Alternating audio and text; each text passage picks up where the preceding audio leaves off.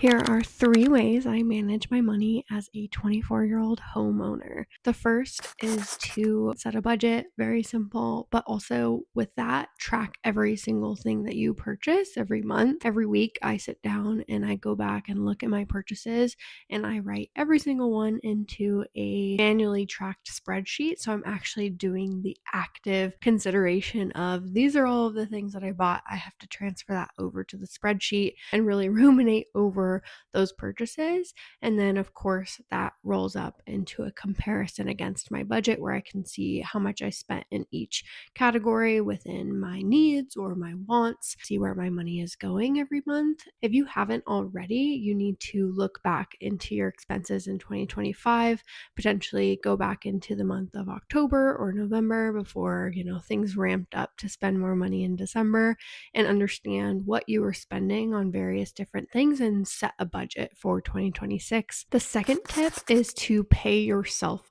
first. Set a savings goal for the things that you want to achieve and work backwards from there. This goes for setting your budget as well. How much ideally of your take home pay would you like to save each month? And then go from there. This is a really conservative way to save money quickly if you have big goals. So I mentioned I'm a 24-year-old homeowner.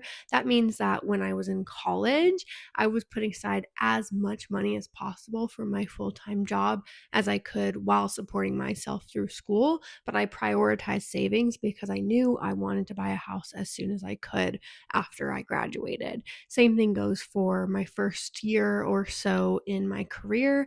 I set that savings goal first. Of course, buying a house in Southern California where I am, I had a lofty savings goal of about $100,000 to put down my portion of our down payment. The only way I was able to achieve that at such a young age is paying myself first. And third, open a high yield savings account. What are you doing if you don't already have one of these? You should absolutely open one of these. Put any of your excess money that you don't need directly accessible for this given month into a high yield savings account. I personally have my emergency savings and the rest of my savings for my wedding, which is coming up in a few months, in my high yield savings account. So I essentially get paid to have my money sitting there. High yield savings accounts can give you around, 3 to 5% back on the money that you have sitting in there. If you're just using a traditional savings account, that return might look more like a 0.1%.